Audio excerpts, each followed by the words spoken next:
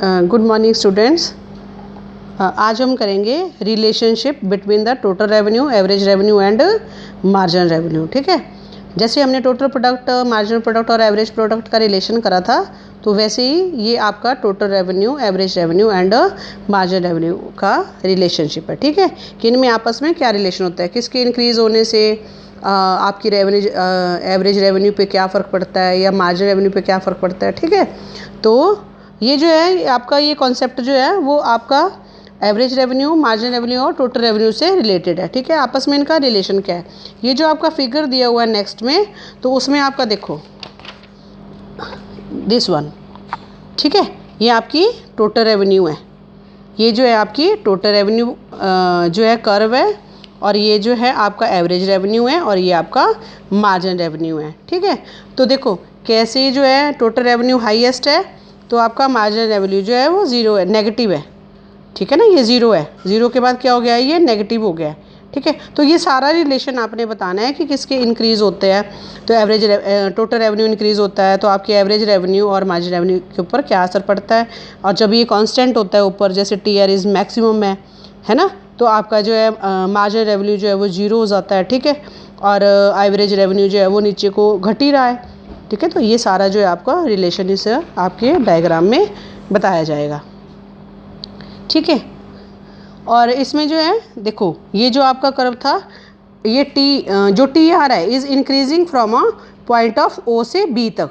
O से B तक जो है आपकी ये जो टोटल रेवेन्यू है वो क्या हो रही है, इंक्रीज़ हो रही है। ठीक है ना, इसके बाद जो है इट बिगिन टू डिमिनिश, ये इसके बाद जो है वो घटना शुरू हो गई है। ठीक है, at point of B total revenue is maximum, और B पे जो है टोटल रेवेन्यू आपकी क्या है, मैक्सिमम है। ठीक है, और ये जो फिगर दिया हुआ है, ठीक है, इसमें जो है it is shown that by the sale of each additional unit of the commodity the marginal revenue has been diminishing. Consequently total revenue will increase at the diminishing rate. Average revenue will also diminishing on the sale of successive unit. ठीक है, जैसे जैसे जो है आपकी unit जो है वो सेल जो है वो ज़्यादा होती रहेगी, आपकी एवरेज रेवेन्यू जो है और विल आल्सो डिमिनिश। ठीक है, और when the diminishing marginal revenue become zero, जब ये मार्जिनल रेवेन्यू आपकी जीरो हो जाएगी, अब इस फिगर में दिखाया गया है by the point M point दिया हुआ है, ये दिख रहा है आपको, ये M पॉइंट है। ठीक है, then total revenue will be maximum, ये जब ये जीरो होएगी आपका टोटल रेवेन्यू क्या होएगा, मैक्सिमम होएगा। ठीक है, टोटल रेवेन्यू क्या होएगा आपका, मैक्सिमम होगा। और जो है टोटल रेवेन्यू जो शो करा हुआ है at the point of B। ठीक है, this figure also shows that when both average revenue is also less than average revenue, marginal revenue is less than. Marginal revenue जो है वो कैसी होगी बेटा, हमेशा एवरेज रेवेन्यू से कम होएगी। देखो ये मोर फ्लैटर है, ये लेस फ्लैटर है। ठीक है ना, तो एवरेज रेवेन्यू जो है मार्जिनल रेवेन्यू से क्या होएगी, हमेशा कम होएगी। ठीक है, और जो मार्जिनल रेवेन्यू है वो कैन बी पॉजिटिव, ये पॉजिटिव में है, ये नेगेटिव है और ज़ीरो भी है। ठीक है ना, मार्जिनल रेवेन्यू क्या है, ये क्या हो सकती है, पॉजिटिव भी हो सकती है, जीरो भी हो सकती है और नेगेटिव भी हो सकती है। बट एवरेज रेवेन्यू जो है इज़ ऑलवेज भी पॉजिटिव एंड नॉन नेगेटिव, ये जो है पॉजिटिव हो सकती है और नॉन नेगेटिव होती है। ठीक है ना, इसको नेगेटिव नहीं होती है, क्योंकि एवरेज रेवेन्यू का मतलब है आपकी प्राइस भी बोलते हैं आप इसको। ठीक है ना, कीमत है। तो फाइनली जो है TR जो है touches x axis on zero when falling AR touches x axis. ठीक है ना, ये जो है टोटल रेवेन्यू जैसे यहाँ छू रही है, एवरेज रेवेन्यू भी आप इसको एक्स एक्सिस को यहाँ पर छूती है। ठीक है, और ये ज़ीरो हो जाती है। However this is possible when ना commodity is distributed free of charges. Average revenue का मतलब है बेटे प्राइस। ठीक है ना, जैसे यहाँ पर जो है ये एवरेज रेवेन्यू जीरो कैसी हुई है, क्योंकि यहाँ पर जो है एवरेज रेवेन्यू जो है वो फ्री ऑफ चार्ज है। आपकी कमोडिटी जो बेची जा रही है, जो दी जा रही है, वो क्या है, फ्री ऑफ चार्ज है। ठीक है, जैसे एग्जांपल फ्री मेडिसिन है आपकी given in the government hospital, जो गवर्नमेंट हॉस्पिटल में आपकी फ्री मेडिसिन दी जाती है, आपको उसके बदले पैसे नहीं दिए जाते हैं, देते हो आप उसके। ठीक है, तो ये जो है इसमें क्या होगी, आपका एवरेज रेवेन्यू जो है वो क्या हो जाएगी, ज़ीरो होगी, लेकिन नेगेटिव नहीं होगी। ठीक है, तो ये रिलेशन है इसका टोटल रेवेन्यू, एवरेज रेवेन्यू और मार्जिनल रेवेन्यू का। ठीक है, तो it is very most important question. Okay, and next है आपका ये जो रेवेन्यू कर्व्स है डिफरेंट मार्केट्स में कैसे कैसे होते हैं, a comparative study of revenue curves in the different market. तो आपकी डिफरेंट मार्केट कौन कौन सी है, परफेक्ट कंपटीशन मार्केट है, मोनोपोली मार्केट है और मोनोपोलिस्टिक मार्केट है। 3 मार्केट हैं आपके पास, परफेक्टली कम्पिटिटिव मार्केट और perfect competition market, monopoly market and monopolistic market. ठीक है, तो फर्स्ट है आपका revenue curve under perfectly competitive market या आपका अंडर परफेक्ट कंपटीशन। अब अंडर परफेक्ट कंपटीशन देखो, both AR and MR are represented by the same line. ये देखो सेम लाइन, आपकी एवरेज रेवेन्यू और मार्जिनल रेवेन्यू क्या होगी, इक्वल होती है। ठीक है, और ये इसका मतलब प्राइस भी है, P भी है, P फॉर प्राइस। मैंने आपको पहले भी बताया था कि एवरेज रेवेन्यू का मतलब जो है वो कीमत भी होता है। ठीक है ना, तो आपकी ये हॉरिजेंटल लाइन है, हॉरिजेंटल स्ट्रेट लाइन। हॉरिजेंटल का मतलब होता है पड़ी हुई रेखा जो होती है। ठीक है, ये हॉरिजेंटल स्ट्रेट लाइन है। और ये जो डिमांड कर्व है, जब आपकी AR जो होती है वो क्या होती है, कांस्टेंट होती है। ठीक है ना, और AR और इजकल टू MR ये दोनों क्या होती हैं, सेम होती हैं।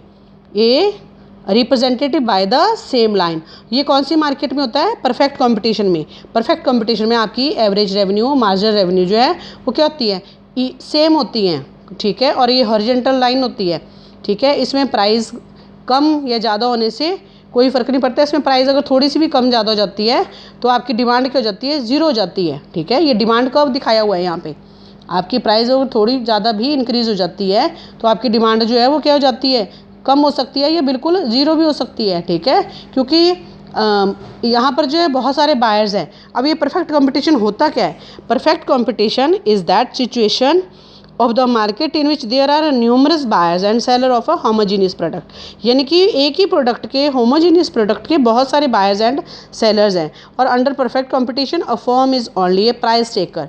जो प्राइस टेकर है वो प्राइस अपने आप बना नहीं सकती है, जो प्राइस है उसी पे उसको सेल करना है। It can sell any number of unit of output at the prevailing price. उसी प्राइस पे उसको क्या करना है, सेल करना है। If a firm tries to sell at a price higher than market price, अगर वो सोचता है कि मैं हायर प्राइस पे मार्केट जो है मार्केट प्राइस से ज़्यादा से प्राइस में बेचूंगा, तो it will lose all its customer. वो अपने कस्टमर को क्या कर देगा, खो देगा। क्योंकि because they are fully aware of market condition, क्योंकि वो क्या है, फुली अवेयर है मार्केट कंडीशन से। उनको पता है कि मार्केट में क्या प्राइस चल रही है। ठीक है ना, आर परफेक्टली मोबाइल, जो कस्टमर है वो परफेक्टली क्या है, मोबाइल है। In other words, no firm under perfect competition can charge a price higher than the prevailing market price. कि कोई भी फर्म जो है अपने प्राइस को चेंज नहीं कर सकती है। मार्केट प्राइस जो है उस वहीं पे उसको सेल करना पड़ेगा। Nor can it afford to charge a price less than the prevailing market price. और कोई भी उसको उससे कम कीमत पे नहीं बेचेगा। It will not be beneficial for it to do so. अगर ऐसा करता है तो उसको लॉस होता है। ठीक है ना, और it is so because the production of firm under perfect competition constitutes a very small fraction of the total production of the industry. As such a firm can sell its entire production at the prevailing market price। वो market price पे ही उसको क्या करना है, अपनी जो production है उसको सेल करना है। ठीक है, in short a firm under perfect competition sell each unit of it output at a same price। उसको सारी अपनी यूनिट जो है किस पे सेल करनी है, सेम प्राइस पे सेल करनी है या मार्केट प्राइस पे सेल करनी है। ठीक है, और marginal revenue is the equal to its average revenue. आपका जो मार्जिनल रेवेन्यू है वो एवरेज रेवेन्यू के इक्वल है। ये आपको दिखाया गया है इसमें, ये देखो डायग्राम में।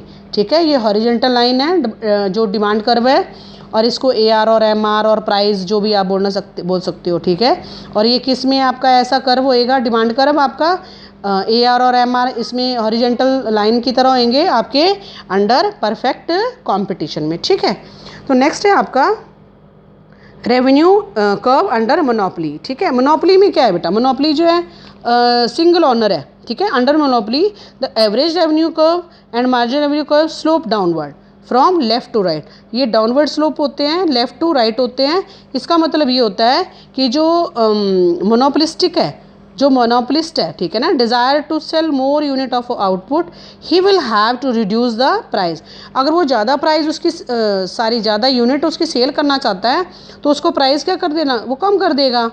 On the other hand, the monopolist desire to charge high price, it will be able to sell less unit of output। अगर वो प्राइस ज़्यादा कर देता है तो उसकी यूनिट, अगर वो कम बेचना चाहता है तो वो ज़्यादा प्राइस कर देगा उसकी, ठीक है।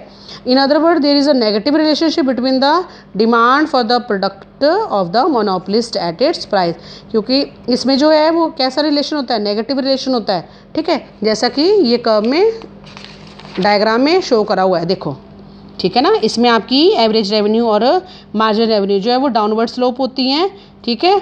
और इसमें जो है प्राइस जो उसको अगर अपनी प्रोडक्शन को आपकी अगर उसको ज़्यादा यूनिट उसकी सेल करनी है, ठीक है, तो उसको प्राइस क्या करनी पड़ेगी, कम करनी पड़ेगी। देखो जैसे ये टेबल दिया हुआ है, आपकी यूनिट जैसे जैसे बढ़ रही है एवरेज रेवेन्यू, उसको यानी कि उसको प्राइस जो है उस चीज़ की कम करनी पड़ेगी।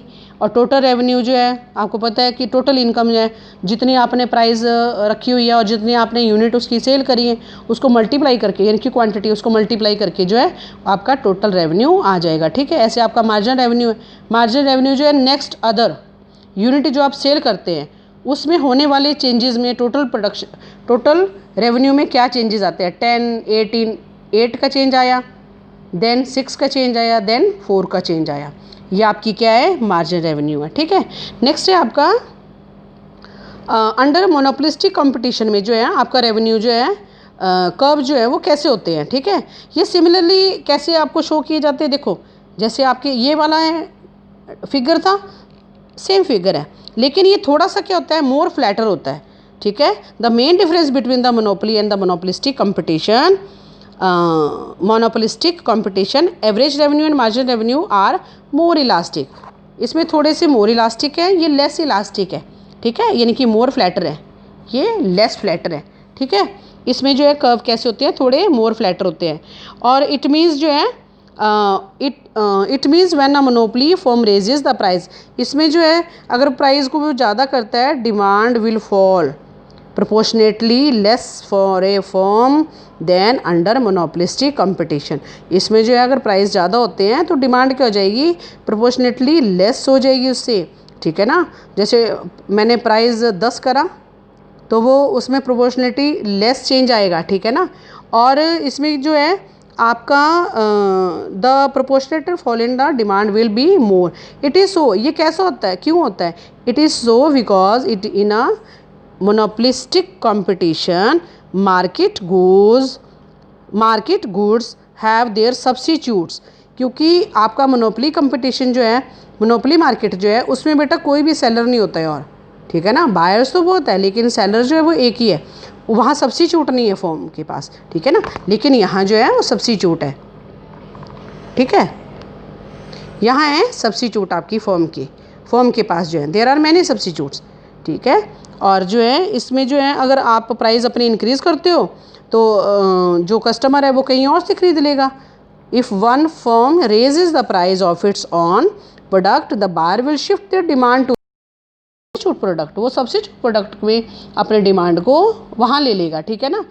हुज प्राइस रिमेन्स अनचेंज, जिसके प्राइस जो है वो चेंज नहीं हुए हैं। Thus a firm, if a firm raise price, demand of its product will fall, उसकी जो फर्म के प्राइस जो हैं अगर वो ज़्यादा करती है तो प्रोडक्ट के जो डिमांड है वो कम हो जाएगी, ठीक है। अगर कम करती है प्राइस को तो प्रोडक्ट की डिमांड जो वो ज़्यादा हो जाएगी। इसलिए इसके जो आपकी average revenue and margin revenue जो कर्व है वो कैसे होते हैं, मोर फ्लैटर होते हैं, ठीक है। तो इसके साथ ही बेटा ये चैप्टर जो है वो ख़त्म होता है। आपने इसकी एक्सरसाइज जो है या जो भी इसके नोट्स हैं वो अपनी नोटबुक पे कर लेने हैं। Thank you.